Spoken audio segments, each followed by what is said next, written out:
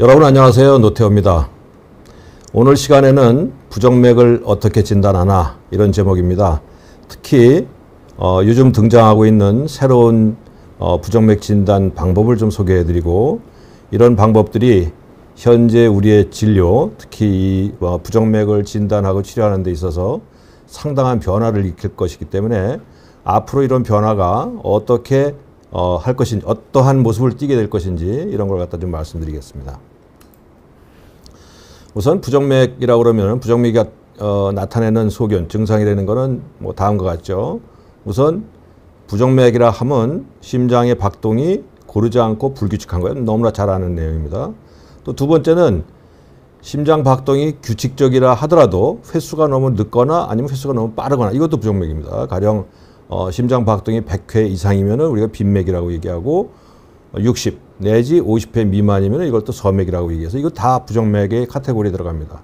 따라서 심장 박동이 규칙적이라고 해서 부정맥이 아니다라고 얘기할 수는 없어요. 그러니까 부정맥은 불규칙한 것도 있지만 또 심장 박동이 지나치게 늦거나 지나치게 빠른 것도 부정맥이고요. 또 거기에 더해가지고 심장 박동이 규칙적이고 또 횟수도 적절함에도 불구하고 전기 흐름이 정상에서 벗어나는 경우도 부정맥이라고 얘기해요. 세 번째는 사실은 일반인들이 알기 어려워요. 이건 이제 의사들이 주로 알게 되는 내용이고요. 근데 어쨌든 간에 이러한 부정맥의 소견이 있지만 결국 부정맥을 최종적으로 진단하는 방법은 심전도입니다. 심전도. 간혹 자기가 부정맥이 있는데 병원에 찾아와서 나는 초음파를 좀 해주십시오 하고는 분들이 계세요. 근데 초음파가 이제 심장 진단 중에서 상당히 중요한 방법이긴 하지만 실제 부정맥을 진단하는 데 있어서는 초음파보다 심전도가 훨씬 더 영향력을 가진 진단 방법입니다. 물론 초음파는 심장 안에 이제 구조적인 이상을 찾아내는 데 도움이 되기 때문에 부정맥 환자에서도 초음파를 하는 수가 많이 있긴 있어요. 하지만 결국 부정맥을 최종적으로 진단하는, 정확하게 최종적으로 진단하는 방법은 심전도다라고 말씀드리고요. 이 심전도라는 건 아마 거의 안 찍어본 분이 안 계실 거예요. 많이 찍어보셨을 텐데 침상에 눕게 되면은 팔다리에 이제 4개 이렇게 엘리게이터 클립이라고 하는 걸 붙이게 되고 가슴에 이렇게 6개의 이 패치를 붙여가지고 이 오른쪽에 보이는 그림처럼 심전도를 기록을 하게 됩니다. 실제 이제 심전도라고 그러는 거는 심장에서 이제 아주 미미한 전기가 발생돼서 나오고 또 흘러가는데 이 전기를 픽업을 해가지고 증폭을 해서 기계로 기록하는 게 이제 심전도가 되겠습니다. 지금 보시는 그림이 이제 심전도 그림이에요. 여기 보시는 것처럼 실제 심장의 이제 박동, 심장의 전기 흐름은 되게 이러한 모습을 갖는데 이러한 모습을 갖는 게 이러한 아주 복잡한 그림으로 나타나게 돼요. 이 제 뒤에 보이는 이 그림이 우리가 의학적으로 얘기할 때 12유도 표준 심전도라고 부르는 거예요. 그래서 심장 부정맥 아니면 심장 진단에 있어서 심전도라 하면 바로 이 뒤에 보이는 이 그림이 심전도입니다. 그래서 이걸 12유도 표준 심전도라고 이야기하고 이게 심장 진단, 특히 부정맥 진단에 있어서는 골드 스탠다드예요. 이게 가장 중요하고 정확한 방법입니다. 근데 여기 보시는 것처럼 그림이 하나가 아니고 굉장히 여러 가지가 나와요. 이 보시는 것처럼 뭐 이런 것도 있고 또 이런 쪽에도 나오고 모양이 각각 다른 여러 가지의 모양의 심전도의 박동의 그림을 보여주고 있는데 이건 이유가 있어요. 이 심전도라 하면 이쪽에 보시는 것처럼 여기 이제 이쪽에 보시는 건요. 심장에 이제 전기가 흘러가거든요. 심장의 심장이 이제 왼쪽 가슴에 있기 때문에 심장의 전기를 만들어내는 발전소는 심장의 가장 오른쪽이 가장 위에서 전기를 발전하고 있어 전기를 만들어내서 이 전기가 쭉 흘러내려갑니다. 우상에서 좌쪽을 향해서 쭉 흘러내려게 정상적인 전기 흐름인데 심전도를 통해서 보는 거는 이 전기의 흐름의 방향이 정상인지 위로 올라가거나 아래로 내려가거나 딴 방향으로 가고 있지는 않은지를 보게 되고요. 또 심장이라는 게 이렇게 평면상에 종이짝처럼 있다 그러면은 앞에서 보는 것만 가지고 가능할 텐데 심장이라는 구조물은 평면 구조물의 입체적인 구조물이거든요. 안에 부피가 있기 때문에 정면에서만 봐가지고는 정확히 알 수가 없어요. 이 전기가 이 방향으로 흘러간다 하더라도 이게 앞으로 갈 수도 있고 뒤로 갈 수도 있기 때문에 꼭 옆에 가서 또 봐야 돼요.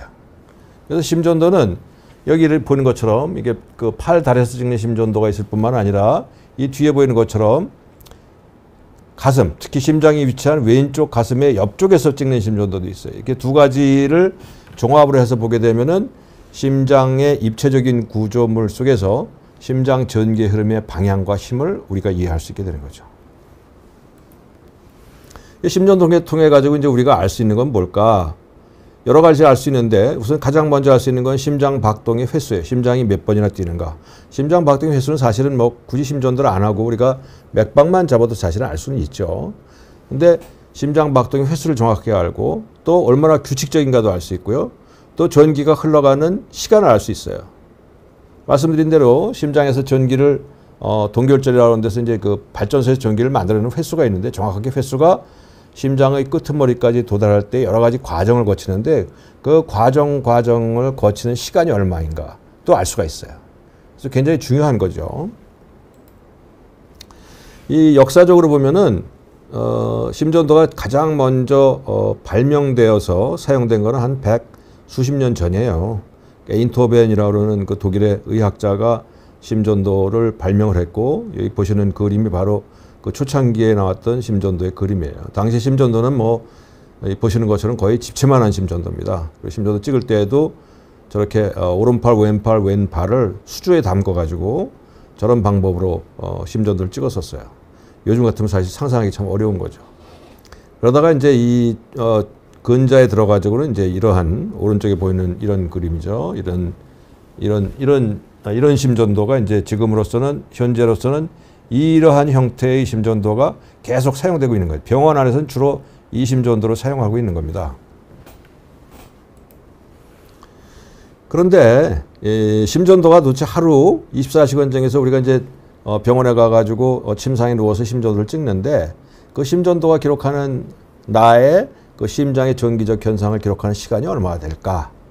보면은 불과 10초입니다. 10초.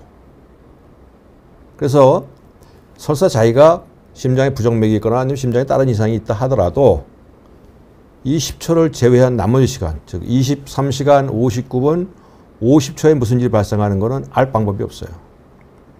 더군다나 1년 365일 중에서 364일에 어떠한 이상이 발생하는데 병원에 가서 이런 심전도를 검사하는 시점, 불과 10초밖에 안 되니까 그 10초에 나타나지 않으면은 괜찮다는 얘기를 들어볼 수밖에 없는 거예요. 이게 참 그 당사자 입장에서 굉장히 답답한 일이죠, 이게.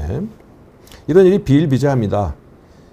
어떤 분들은 이제 막 부정맥이 있고 가슴이 두근거리고 답답해가지고 막 택시를 타고서 병원에 딱 도착했는데 도착해서 병원 문 앞에 딱 도착하자마자 그게 없어진 거예요. 그러니까 심전도 찍을 때는 당연히 정상이죠. 그러니까 의사는 괜찮다고 얘기하는 겁니다. 근데 이게 이제 한 번, 두 번 지속되다 보면은 의사도 자꾸 의심을 하게 돼요. 아, 이분이 진짜 심장이나 부정맥 같은 이런 그 이상이 있는 게 아니라 혹시 너무 예민하고 무슨 공황장애 같은 거 있지 않을까? 이런 의구심을 좀 갖게 되거든요. 근데 이게 이제 자꾸 되풀이되게 되면은 의사도 자기도 모르는 사이에 그런데 이분이 너무 그래서 그렇구나라고 이제 지레짐작을 하는 수가 있어요. 실제적으로 많이 발생하는 일이에요.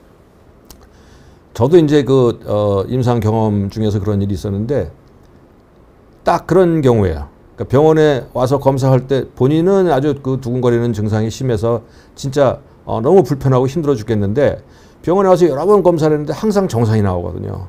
이 얘기를 들어보면은 진짜 부정맥인 것 같기도 한데 너무나 검사가 정상이니까 이분이 혹시 다른 뭐 공황장애나 다른 이런 스트레스나 불안장애나 뭐 이런 게 있어서 그러지 않을까를 갖다가 의심하던 차에 마지막에 한 검사에서 딱 부정맥이 발견된 수가 있었어요. 그래서 그분은 만일 거기서도 나타나지 않았다 그러면은 결국에는 공황장애라든지 아니면 불안장애라든지 뭐 이러한 엉뚱한 진단명을 붙여가지고 또 그쪽을 담당하고 있는 의사 선생님한테 아마 의뢰를 했을지도 모르는 일이에요. 어쨌거나 이런 심전도가 기록할 수 있는 시간이라는 건 불과 10초밖에 안 된다. 심전도가 가지고 있는 한계가 너무나 명백해요. 다른 시간에 발생하는 걸 도대체 찾아낼 수 있는 방법이 없어요.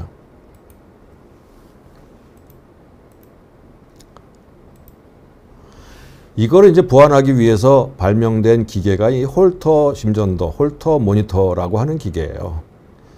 이거는 그 지금 이 뒤에 그림처럼 심전도에 이제 팔다리에 이제 잔뜩 붙이잖아요. 그걸 갖다 이제 몇 개 축약을 해가지고 그걸 가슴에 붙이고, 그 다음에 이 레코더, 심전도를 기록할 수 있는 그 조그만 장치죠. 이런 레코더를 이런 거요, 이런 걸 갖다가 벨트에 매거나 아니면 그 포켓에 놓아가지고 하루 종일 달고 다니는 겁니다. 그럼 심전도를 다니면서 찍는 심전도다. 하루 종일 다니면서 찍는 심전도, 이렇게 생각하시면 돼요. 근데 지금 보시는 것처럼 저 심전도를 하려고 그러면은 저거 보세요.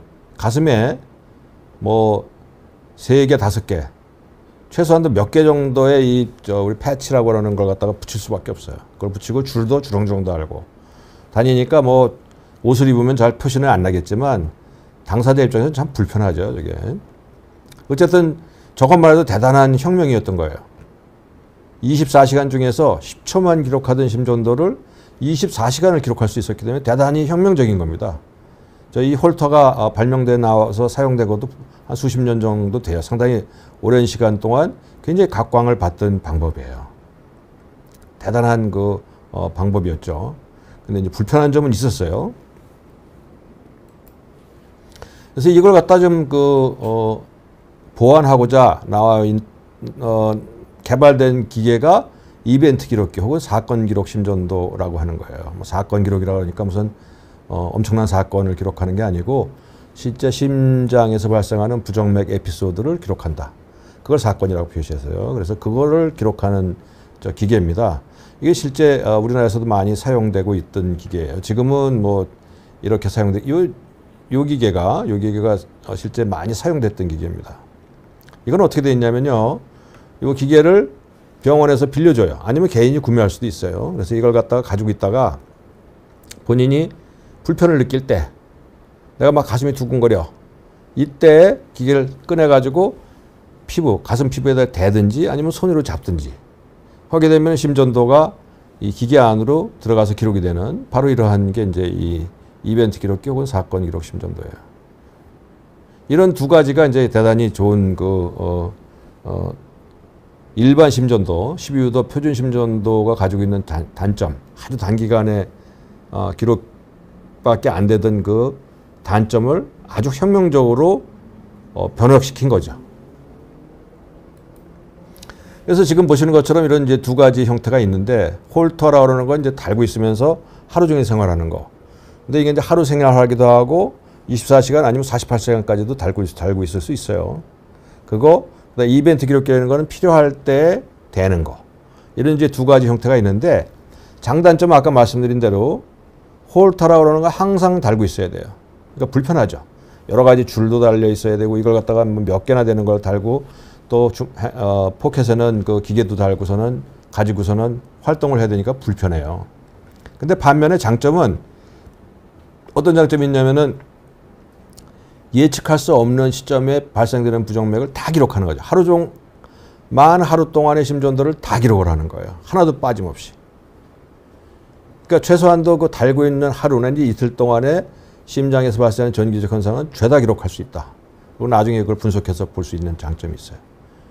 근데 불편한 단점이 있고요. 반면에 이벤트 기록기라는 거는 불편이 생길 때 작동을 시키니까 굉장히 편안하죠. 이거는 몸에 달고 다닐 필요가 없어요. 그냥 포켓에 넣고 다니다가 필요가 있으면, 이상이 있을 때 꺼내가지고 대면 되니까 말이죠. 근데 이제 이게 단점은 뭐냐면은, 그래도 이 부정맥이나 이런 증상이 생겨가지고 좀 지속이 되면은 꺼내가지고 댈 시간적 여유가 있는데, 막상 꺼내가지고 대려고 보니까 그때 또 괜찮아질 수가 있거든요. 그러니까 이러면 또 기껏 이 이벤트 기록기를 가지고 있는 의미가 또 없어지는 거예요. 이런 장단점이 있어요.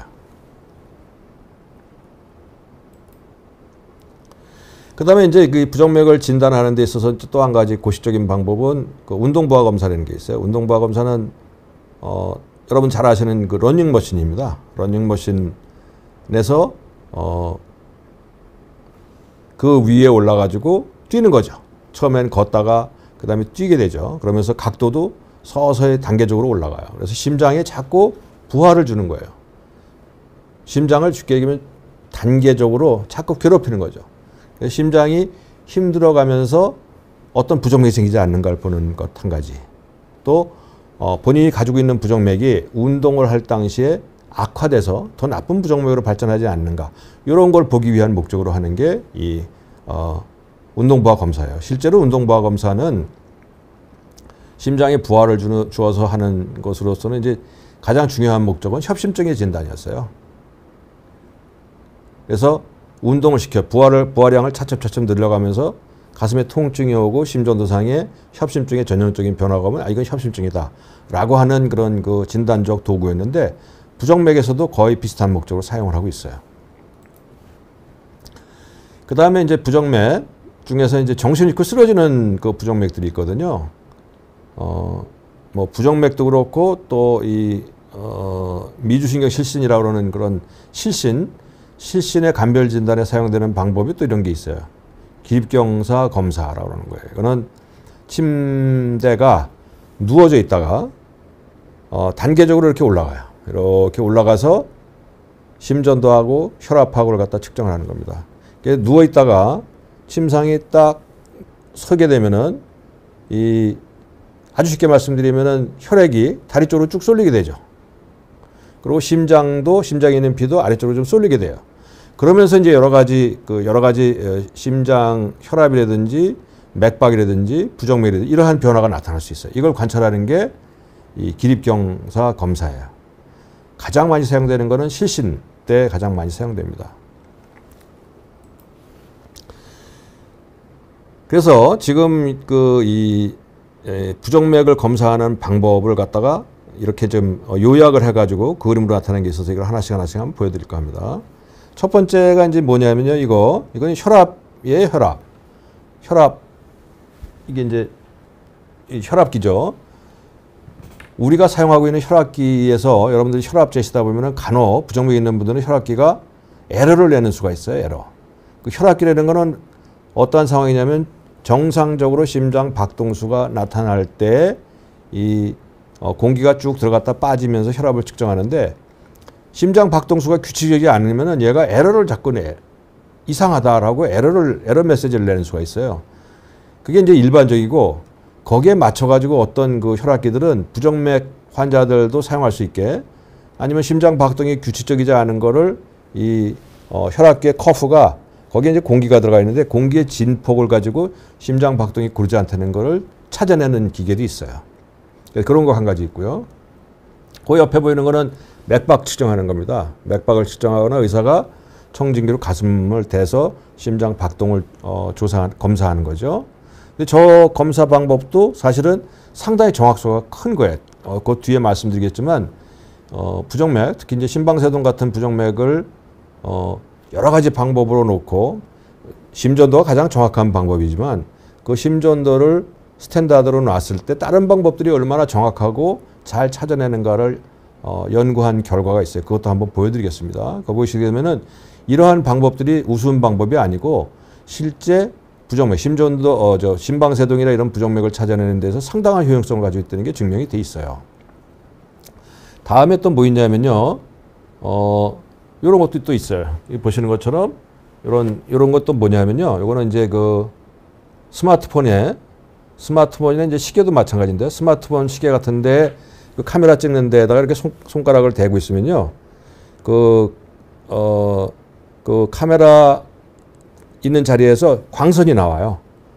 그 광선이 나와가지고 손가락으로 이제 혈류가 심장이 수축하고 이완하면서 혈류가 올라가고 내려가고 하거든요. 그거를 광선을 쏴서 돌아오는 반사되는 파형을 가지고 심장의 박동이 고르지 않느냐를 보는 이러한 방법도 있어요. 실제적으로 이제 아마 사용하는 분들도 계실 거예요. 또 한 가지는 이제 이 스마트워치도 이제 두 종류가 있습니다. 보면은 아예 심전도가 나오는 것도 있고 심전도는 안 나오면서 깜빡깜빡하면서 심장의 박동이 고르지 않느냐를 보여주는 것도 있어요. 그 다음에 이제 이쪽에 보시는 거는 진짜 기계를 꺼내가지고 손을 대게 되면은 심전도를 기록되는 그러한 방법도 있고 이런 여러 가지 방법들이 있어요. 또 한 가지는 이건 이제 시계 스마트워치입니다. 스마트워치는 시계를 달고 시계를 왼손목에 차고 그 다음에 오른손으로 시계의 한 부분, 주로 이제 이 태엽 감는 부분이죠. 태엽 감는 부분에 손을 대게 되면은 아예 심전도가 나오는 것도 있고요. 또 한 가지는 이렇게 보시는 것처럼 아예 가슴에다가 스트랩, 줄을 갖다 다는 거예요. 줄을 가슴에 달고 있으면 거기에 심전도가 달려 있어가지고 심전도를 찍는 것도 있고, 그 다음에 여기 보시는 것처럼 요거는 홀타, 아까 보셨던 홀타죠. 이 홀타를 갖다가 아예 장기간 하는 거예요. 며칠씩, 일주일씩 달고 있는 거예요. 그러니까 굉장히 힘들 겁니다, 이거는. 이건 잘 사용하지 않습니다. 이런 것들이 있고요. 오늘 이제 주로 가장 이제 말씀드릴 그 포인트가 되는 게 이제 이런 것들이에요. 최근에 이제 많이 개발이 돼가지고 아주 센세이션을 일으키고 부정맥 진단에 있어서 아주 새로운 진단 방법으로서 굉장히 각광을 받고 있는 방법인데, 홀타 심전도라는 게 표준이 되는 12유도 심전도는 병원 안에서만 가고 10초만 되고 또 누워있는 상태에서만 되기 때문에 단점이 많다고 그랬고, 홀타는 그거를 보완을 하긴 하지만 줄을 치렁치렁 달고 하루밖에 안 된다는 단점이 있죠. 이벤트 기록기라고 그러는 거는 또 단점이 편안하긴 하지만 됐을 때 그 순간이 지나버리게 되면 찾을 수 없는 그런 단점이 있는데, 이러한 그 패치형 심전도라고 하는 건 두 가지를 상당히 보완할 수 있게 돼 있는 그러한 거예요. 이걸 자세히 한번 보여드리도록 하겠습니다. 그 다음에 이제 여기 또 하나 있는데요. 요거는 뭐냐면요. 나중에 이제 자세한 말씀을 드릴 텐데, 온갖 방법을 다 했는데도 잘 나타나질 않는 거예요. 가령 나는 이 두근거리는 게 1년에 한 번밖에 안 나온단 말이죠. 1년에 한 번 정신 잃고 쓰러진다. 이러면은 온갖 걸 해도 참 찾아내기가 어려워요. 그래서 저런 경우에는 아예 그 피부에다가, 심장이 위치해 있는 그 위에 피부에다가 조그만 그 USB 같은 조그만 전극을 아예 살 속에 집어넣는 거예요. 살 속에 집어넣게 되면 그게 2년 내지 3년 동안 안에 들어가 있으면서 심장을 모니터하는 거죠. 이런 것들도 있을 수 있어요. 이런 것들을 다 보여드리겠습니다. 아까도 말씀드렸는데 이런 간접적인 방법, 심전도, 누워서 찍는, 병원에서 찍는 심전도가 가장 정확한 골드 스탠다드라고 했는데, 그 외에 사용하는 이런 방법들, 아주 쉽게 말씀드려서 이렇게 맥박을 재는 방법이 진짜 부정맥을 찾아내는데 얼마나 민감하고 또 얼마나 정확하냐. 아니면은 혈압기로 해서도 그걸 알 수 있다고 그러죠. 혈압기, 그 다음에 이 싱글 리드 패치 심전도, 그러니까 지금 말씀드리려고 그러는 여기다 이렇게 간단하게 다는 심전도, 또 스마트폰, 시계, 스마트워치죠. 스마트워치. 이런 것들이 얼마나 정확도를 가지고 있는가를 연구한 결과가 있었는데, 놀랍게도 맥박을 잡아서 심방세동을 진단하는 것 자체만 가지고선도 민감도가 한 8, 90% 된다는 거예요. 그러니까 아주 쉽게 무슨 말씀이냐면은, 물론 이제 일반인들이 이걸 찾아내기는 좀 쉽지는 않을 거예요. 근데 이제 의사가 맥박을 잡거나 아니면은 청진기를 통해서 가슴을 주의 깊게 진찰하는 것만 가지고도 이분이 심방세동 부정맥을 가지고 있다는 것을 찾아내는 확률은 거의 한 80% 이상이 되는 거죠. 심전도를 찍지 않아도. 또 한 가지, 이렇게 부정맥이 있다는 걸 찾았는데 이게 심방세동이냐 아니면 딴 부정맥도 또 착각할 수 있는데, 이러한 그 특이도를 찾아내는 거는 그거보다 낫지만 그리고 이것도 한 70% 된다는 거예요. 그러니까 부정맥, 특히 이제 가장 우리가 요새 가장 그 핫 이슈가 되고 있는 심방세동이라는 부정맥을 찾아낼 때 굳이 물론 심전도는 골드 스탠다드이기 때문에 꼭 찍어야 됩니다. 그래서 확인하는 건 중요하지만 그걸 확인해가는 과정 중에서 스크린할 목적으로 맥박을 재거나 스마트워치를 하거나 이런 것들도 상당한 그 중요성을 가지고 있다. 가치가 있다 하는 얘기입니다. 제가 지금은 이제 그 비욘디 채널에서 방송을 하고 있는데, 비욘디가 지금 이번에 그 보도를 보니까 아주 대단하게 의료 관련된 채널로서는 굉장한 업적을 인정받아서 상도 받고 그랬더라고요. 그러면서 이제 저도 이제 제 채널을 갖다 좀 소개해 드리려고 그래요. 유튜브에 저도 이 노태우 심장 이야기라고 하는 그런 채널을 해서 보고 있습니다. 방송을 하고 있습니다. 여러 가지 저는 이제 주로 심장, 부정맥과 관련된 내용들만 영상을 만들어서 올리는 게 상당히 많이 있으니까 여러분들한테 많이 도움이 될 거라고 생각을 합니다. 질문도 하나 좀 받아볼까요? 안나 제이님이 카페인이 심장에 안 좋은가요? 적당한 카페인은 심장에 좋은가요? 이건 아주 이제 굉장히 오래된 질문이고 중요한 질문인데요. 결론만 말씀드린다면은 카페인은 심장에 나쁘지 않아요. 카페인을 가지고 한 연구 굉장히 많습니다. 아주 대규모 연구들도 많이 있는데 카페인을 섭취하는 분, 커피를 마시는 분들하고 커피를 마시지 않는 분들하고 장기간 추적 검사를 해서 봤더니 커피를 드시는 분들이 훨씬 더 심혈관계에 좋더라 하는 연구 결과가 많아요. 근데 이제 부정맥 관련돼서는 커피를 많이 마시게 되면은 카페인이 이제 교감신경 흥분 작용이 있어서 심장 박동수를 올리고 혈압을 좀 올려요. 근데 그럼에도 불구하고 부정맥을 악화시키지는 않는다는 건 이미 연구 결과에 나와 있는데도 불구하고 사람마다 좀 다를 수는 있어요. 그래서 그런 거 말씀드리고요. 또 오늘 그 강의 내용하고 좀 연관된 질문이 들어왔는데 부정맥을 알아보는데 각 개인이 사용하고 있는 스마트워치로 약식 측정한 데이터도 의사님들은 참조합니다. 예. 근데 이 수준은 참조예요. 뒤에 얘기가 나올 텐데요. 이 스마트워치라든지 아니면 간접적으로 새로운 방법들을 동원해서 나오는 부정맥이 무시할 건 아니에요. 다만 이건 스크리닝 목적입니다. 스크리닝. 여기서 이상이 나오면 다음 단계로 기존의 의학적으로 정립된 방법을 통해서 결론을 내려라 하는 것이지 저게 나와 있는 데이터를 갖다가 100% 믿고 그것만 가지고 치료 방침을 결정하거나 하는 것은 원칙이 아닙니다. 예, 다음부터 넘어가겠습니다. 새로운 진단 방법입니다. 새로운 진단 방법으로서 이제 오늘 주로 말씀드리려고 그러는 게 그 심전도를 주렁주렁 달지도 않고 가지고 다니다 되는 것도 아니고 오로지 이런 줄 하나만을 대는 거예요. 줄 하나만을 붙여놓고 하는 그 심전도가 과연 얼마만한 가치가 있는가를 오늘 주로 말씀드리게 될 것 같습니다. 지금 보시는 이 하트케어라고 그러는 거는 한 10년 전쯤에 우리 그 부정맥 교수들이 모여가지고 회사를 만들어서 이러한 기계를 개발해가지고 시장에 냈어요. 시장에 내서 굉장히 혁명적이고 시대를 앞서간 내용이었는데 이 회사 망했어요. 예. 너무나 앞서 나간 제품이었기 때문에 좋지를 않았었어요. 그래서 지금 보시는 이 케이스는 제가 실제 경험했던 케이스인데 이 환자 정신을 잃고 깜빡깜빡 하시는 분이었어요. 근데 여기 보시는 것처럼 요게 심전도 패치해서 심전도 기계를 단 거고요. 여기서 심전도를 찍어서 스마트폰으로 송신을 하는 겁니다. 이 송신하면 이 스마트폰의 심전도가 기록이 되는 거예요. 요 아래 보시는 이 그림이 그 심전도의 기록입니다. 여기 보시게 되면은 심장이 뛰다가 쭉 서요.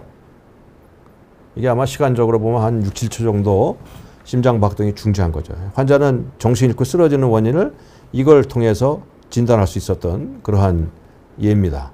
이게 사실은 효시예요. 이것과 관련된 이것과 유사한 제품들이 그 이후에 최근에 출시되기 시작을 했어요. 이제는 공식적으로 인정을 받아서 시장에 릴리스가 됐고 병원에서 사용하기 시작했습니다. 그걸 소개해 드리겠습니다. 이 지오 패치라고 하는 거는 미국 제품이에요. 우리나라보다 미국에서 이제 훨씬 조금 더 일찍 시작을 했고 미국 시장에 가장 먼저 발을 들여놓은 이러한 그 심전도 측정 기계입니다. 여기 보시는 것처럼 심전도의 요 두 개의 점 사이에서 심전도를 찍는 거예요. 그래서 이 가슴에다 이렇게 붙이기만 하는 겁니다. 그럼 저 안에서 심전도가 찍혀져요. 찍은 심전도가 저 가운데에 있는 데는 이제 메모리가 들어가 있어가지고 그 메모리에 저장이 되는 겁니다. 그런 형식도 있고요. 형식은 몇 가지가 있어요. 이게 이제 그 우리나라에서 현재 가장 많은 시장 점유율을 차지하고 있고 가장 많이 사용되고 있는 그 제품이다. 국산 제품입니다. 원리는 다 똑같아요. 여기 보시는 것처럼 요 두 점 사이에서 심전도를 찍는 거예요. 이게 가슴에 이렇게 붙여놓는 겁니다. 붙여놓게 되면은 두 점 사이에서 심전도를 찍어서 그 안에 들어있는 메모리에 저장을 하기도 하고 또 경우에 따라서는 저기에서 송신을 해서 스마트폰으로 데이터를 보내기도 하고 이렇게 되는 겁니다. 두 가지 형태가 다 가능해요. 그러면 기록이 어떻게 나오냐? 이렇게 기록이 나옵니다. 저 윗부분에 보이는 뭐 아주 점점이 조그마하게 쭉 나와 있는 게 한 번 심장이 뛸 때마다 저런 조그만 점들이 하나씩 보이는 것이다 생각하시면 돼요. 심장이 하나씩 뛰는 거예요. 이렇게. 그러다가 이 부분에 특별한 이상이 보여서 확대를 해보면 이렇게 나오는 겁니다. 보시게 되면은 이게 정상적인 심장 박동이 이렇게 있다가 여기는 모양이 다른 것들이 나오잖아요. 좀 널찍하고 큰 박동들이 나오는데 저게 바로 심실빈맥이라고 그러는 부정맥입니다. 그러니까 환자는 가슴이 갑자기 두근거리면서 약간 어쩌라는 증상이 있었던 분인데 아까 말씀드린 이런 이게 이제 영어에 자꾸 익숙해져 자꾸 있는데 싱글 리드 심전도, 그러니까 단유도 심전도입니다.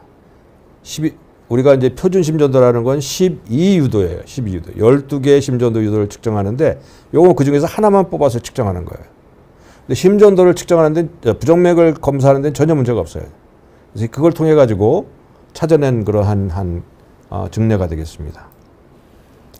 마찬가지로 AT 패치라고 하는 것도 나와 있어요. 이것도 국산 제품입니다. 지금 사용되고 있기 시작을 했고요. 그 다음에 메모 패치라고 하는 것들도 또 국산 제품으로서 이제 사용을 시작하려고 하는 단계고요. 그 다음에 이제 이 카디아 모바일이라고 하는 거는 이제 이게 외국 제품이에요. 미국에서 발명돼서 미국 시장에서 사용되고 있는 제품인데 이건 바로 이벤트 기록기의 대표적인 제품입니다. 여기 아래에 보시는 것처럼 손가락이 이렇게 있지 않습니까? 이 조그마한 기계를 판매를 하는 거예요. 시장에서 개인도 구매를 할 수가 있어요. 그래서 이걸 구매를 해가지고 아니면 병원에서 처방을 하게 되면 이 기계를 빌려가는 겁니다. 빌려가가지고 2주일 동안 가지고 있어요. 그래서 본인이 이상이 있게 되면, 증상을 느끼게 되면 이걸 꺼내놓고 스마트폰을 놓고 그 기계에다가 양 손가락을 딱 대는 거예요. 대는 순간에 심전도가 스마트폰으로 넘어가 버려요. 그래서 이러한 심전도를 갖다 기록할 수 있게 되는 거죠. 이렇게 기록하게 되면은 화면에서 볼 수도 있고 또 이걸 출력해가지고 PDF나 종이에서 볼 수도 있는 이러한 겁니다. 이벤트 기록기의 대표적인 외국 제품, 우리나라에서도 사용되고 있습니다. 그 다음에 여러분들이 너무 잘 알고 계시는 이 애플워치. 이 애플워치는 이제 아까도 말씀드렸지만 손에 달고 있지만 심전도를 찍을 때에는 왼손목에 워치가 다 있으면은 오른손을 꼭 가지고 그 시계에 그 태엽 감는 곳에다가 손을 대야지만 심전도가 나와요. 사실은 이 태엽이 필요는 없지 않습니까? 전지로 해서 구동되는 거기 때문에 태엽이 필요 없는데도 불구하고 태엽이 있는 이유는 그 태엽에다가 손을 대라는 얘기입니다. 손을 대면 그 순간부터 심전도가 기록이 되는 거예요. 그러니까 자기가 이상을 느낄 때마다 대게 되면은 그 심전도가 안에서 계속 기록이 되죠. 그래서 이것도 마찬가지로 나중에 디스플레이도 가능하고 또 종이의 출력도 가능하게 되는 거예요. 갤럭시 워치 마찬가지입니다. 똑같은 거고요. 그 다음에 또 한 가지 특수한 거는 이제 이런 것들도 있어요. 이거는 이제 반지 형태로 되어 있어요. 카트라고 그러는 건데 스칼랩이라고 하는 회사에서, 이것도 우리나라 회사입니다.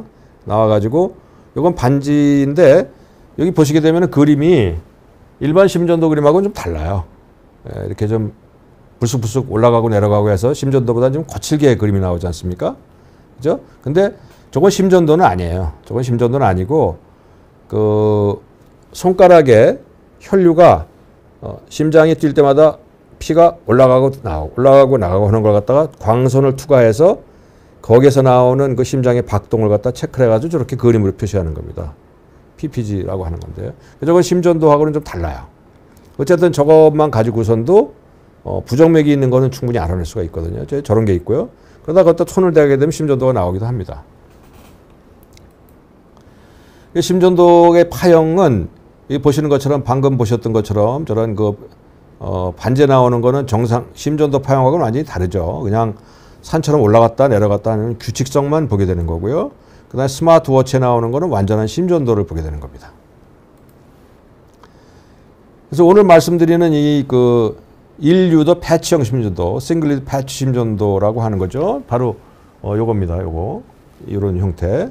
지금 이제 가장 많이 사용되고 앞으로도 이제 계속 그 사용도가 늘어날 걸로 생각되는 것인데, 이걸 이제 12유도 표준 심전도하고 비교를 해본다면은 이렇게 다른 거예요. 그러니까 12유도 심전도는 12유도 심전도는 이러한 아주 복잡다단한 그림이 나오는 반면에 1유도 폐청 심전도는 이 중에 한 가지만 나오게 되는 겁니다. 그래서 규칙성, 부정맥 여부만 찾아낼 수 있는 거예요.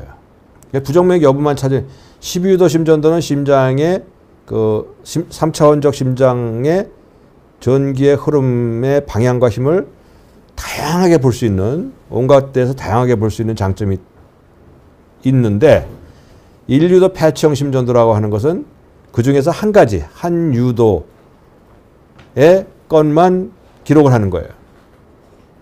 그래서 종합적으로 볼 수는 없지만 부정맥을 판단하는 데 있어서는 전혀 문제가 없습니다. 굉장히 큰 장점이 있는 거예요. 근데 12유도 심전도가 가지고 있는 단점, 10초밖에 기록이 안 된다, 병원에 가야만 된다 하는 단점을 깨고 이 1유도 폐청 심전도는 부정맥을 진단하는 데서는 모자람이 없고 또 장기간 기록할 수 있다는 커다란 장점을 가지고 있는 거죠. 그래서 지금 각광을 받고 있는 거예요. 그러니까 이런 것도 좀 힘들다 하면은 아까 말씀드린 이 삽입형 심장 모니터라고 하는 게 있어요. 삽입형 심장 모니터는 USB 정도 크기, 뭐 길이는 뭐 한 4, 5cm, 그다음에 폭은 한 5mm 정도 아주 얇은 그러한 그 도구인데요. 그걸 갖다가 심장이 위치한 그 피부를 갖다 한 5mm 정도 절개하고 그걸로 쏙 집어넣는 거예요. 쏙 집어넣게 되면 거기에서 그 두 군데에서 심전도를 계속 찍어가지고 얘는 그 찍는 심전도를 갖다가 계속 송출할 수 있는 기능을 가지고 있어요. 계속 보내고 있습니다. 그래서 외부에서 그 심전도 시그널만 찾아가지고 기록을 할 수 있게 되어 있는 실시간 감시가 필요한 아주 대단한 기계입니다. 가격이 좀 들어가고 또 작지만 조그만 수술이라도 해야 되기 때문에 아주 간단하게 할 수는 없는 그런 것이고요. 요건 이제 실제적으로 제가 경험했던 그 한 예가 되겠는데 이 실신했던 게예요. 정신을 잃었던 분인데 심전도를 찍게 되면 사실 이렇게 나와야 되거든요. 이렇게 빼죽빼죽한 심장이 뛸 때마다 이런 그림들이 쭉 나와야 되는데 나오다가 안 나오잖아요. 아주 조용합니다. 심장이 잘 안 뛴 거예요.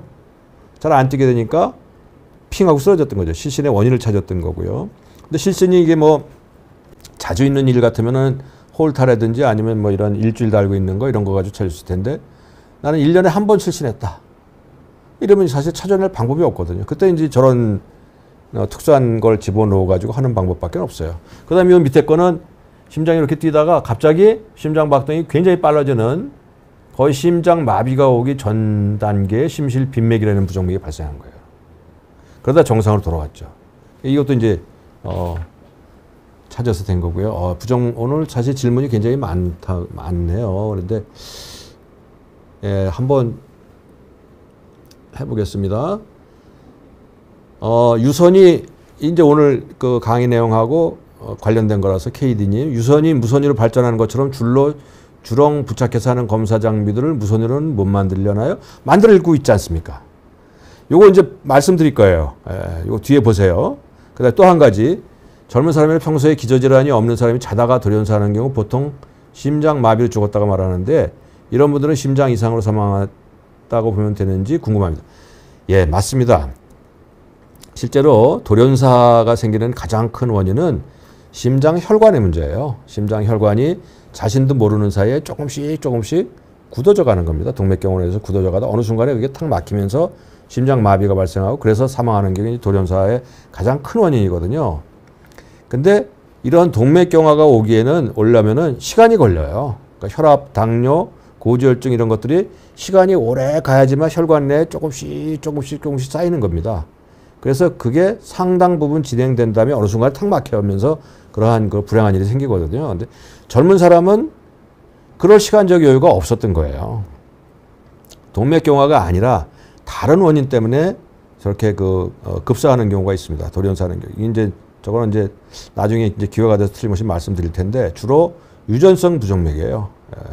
심장의 전기 그 채널에 문제가 있어가지고 그 돌연사할 그 소질을 가지고 태어나는 분들입니다. 근데 저런 질병은 사실은 지금은 상당히 찾아낼 수가 있어요. 그래서 미리 그런 돌연사 불행한 일을 예방하기 위해서 조치할 수 있는 것들이 있어요.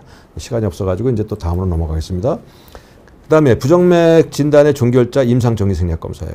부정맥을 온갖 건을 다 했는데도 안 나타나는 걸 잘 모르겠어요. 이런 경우에는 심장 안에다가 아예 특수전극, 전기줄이에요. 특수전극을 넣어가지고 저런 부정맥을 유발하는 것도 있어요. 이런 것들도 있고요. 요거 넘어가겠습니다.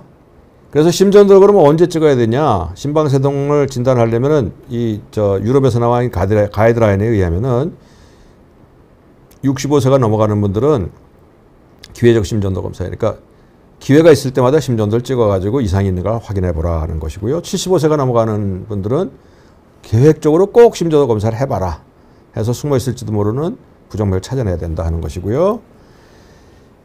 이게 이제 제가 아까 이런 그 패치형 심전도가 심전도가 모양이 달라지면서 이제 미래의 모습이 달라질 거라고 말씀드렸잖아요. 이게 이제 이해가 되는 거예요. 이런 심전도들은 심전도를 찍고 그래서 끝나는 게 아니라 심전도가 스마트폰하고 연결이 돼요. 근데 심전도가 스마트폰으로 연결되는 순간에 스마트폰은 전 세계로 뻗어나갈 수가 있잖아요. 공간의 제약이 없단 말이에요. 그래서 보시는 것처럼 우리가 심전도를 찍었어요. 이런 패치를 타고 심전도를 찍었어요. 이게 블루투스를 타고서 스마트폰으로 가잖아요. 이 스마트폰은 결국 클라우드 서버를 통해 가지고 전 세계로 가고 전 세계에 있는 어느 누구라도 심전도 전문가가 보고 이 심전도가 어떤 건지를 갖다가 실시간으로 볼 수 있다는 거죠. 전 세계 어디에서나. 이게 대단한 그 발전이 되는 겁니다. 이게 이제 앞에 미래의 모습이에요, 이게. 근데 이게 심전도뿐만이냐 하면은 심전도는 당연하고 심전도뿐만이 아니라요. 현재 우리 가능한 거예요. 세츄레이션, 그 산소 포화도라는 거지. 혈액 중에 산소가 얼마나 되느냐도 알 수 있고요. 그 다음에 체온도 알 수 있죠. 그 다음에 혈당도 알 수 있어요. 또 보시는 것처럼 심박수, 혈압, 호흡, 체온, 심전도, 혈당, 포화도 온갖 것들을 다 멀리서 알 수 있는 거예요. 멀리서 실시간으로 알 수 있는 거예요. 이게 바로 그 원격 의료, 원격 진료가 될 수 있는 토대가 이미 기술적으로는 거의 완성됐다고 보는 겁니다. 아주 구체적인 시간이 이제 남은 시간이 얼마 안 되기 때문에 또 질문도 좀 받아야 되기 때문에 제가 이제 구체적인 사례를 한번 보여드릴게요. 이거는 이제 원주 지역에서 그 규제 샌드박스라고 그래가지고 이제 현재 우리 의료 상황에서 규제 때문에 못하고 있는 거를 일부 실험적으로 허용해준 규제 샌드박스를 통해서 했던 거예요. 실내입니다. 이거 원주 지역에서 등산객들한테 아까 말씀드린 패치형 심전도를 달고 올라가게 한 거예요.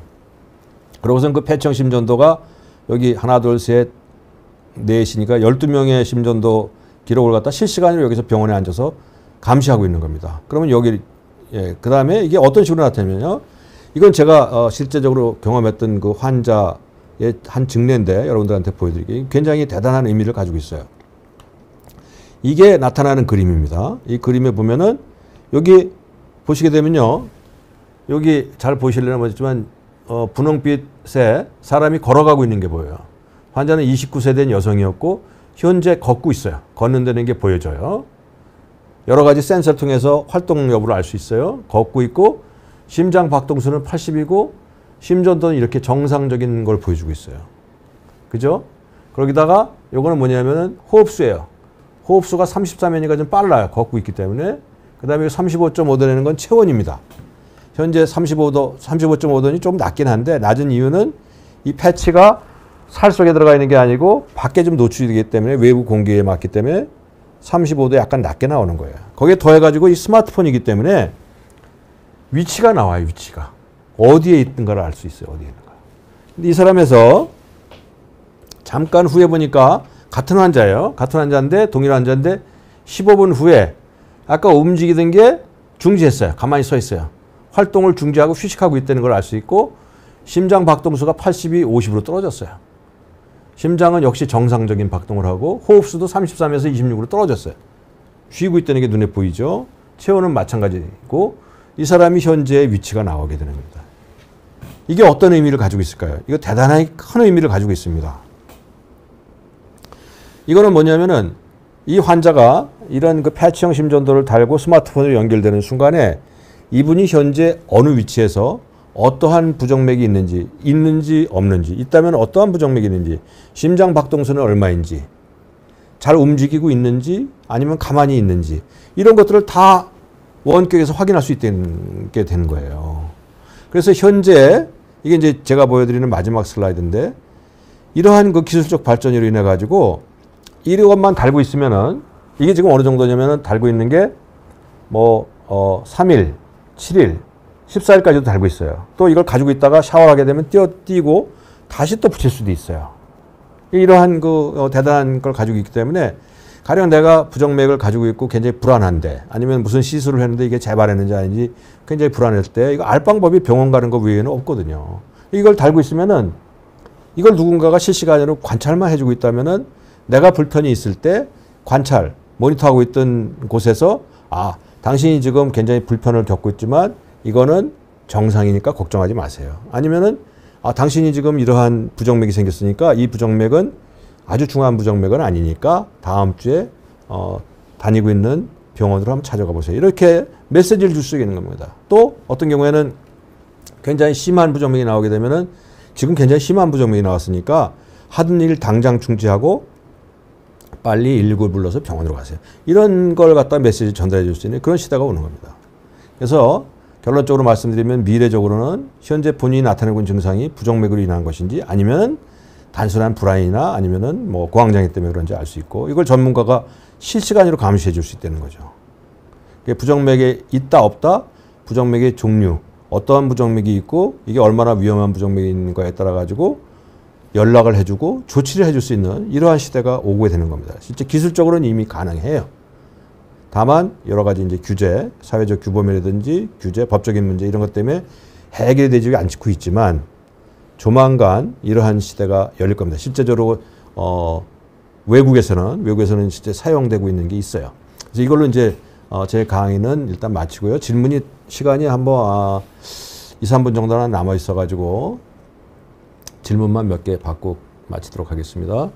저는 원래 심방세동이 있는데 10시간이 넘는 대수술 당시 부정맥이 생겼다고 하더라고요. 헤르벤 콩코르를 먹다 지금은 콩코르만 먹고 있습니다. 공황장애에 있어서 가끔 심장마비 걱정을 하고 있습니다. 교수님께서는 이제 약을 그만 먹자고 하시는데 괜찮을까요? 우선 이 심방세동 부정맥이라는 건 심장의 윗부분에서 발생하는 부정맥이에요. 심장의 윗부분, 심방이 정상적으로 이렇게 수축이완이 안 되고 세동, 가늘게 팔으로 떠는 거예요. 근데 이 부정맥은 생명과 직접 관련이 있는 부정맥은 아니에요. 심실에 있는 부정맥은 생명과 관련이 있는데 심방 부정맥은 생명과 직접 관련이 있지 않습니다. 그래서 심장마비 걱정은 하지 마셔도 됩니다. 다만 이 심방세동이 있으면 중풍의 위험이 좀 생기기 때문에 근데 이제 지금 말씀하시는 거 봐서는 중풍의 위험은 그렇게 크지 않은 것에 해당되는 것 같아요. 그래서 심방세동이 있어서 헤르벤 콩코르라는 건 심장 박동수를 좀 낮춰주고 편안하게 하는 약이거든요.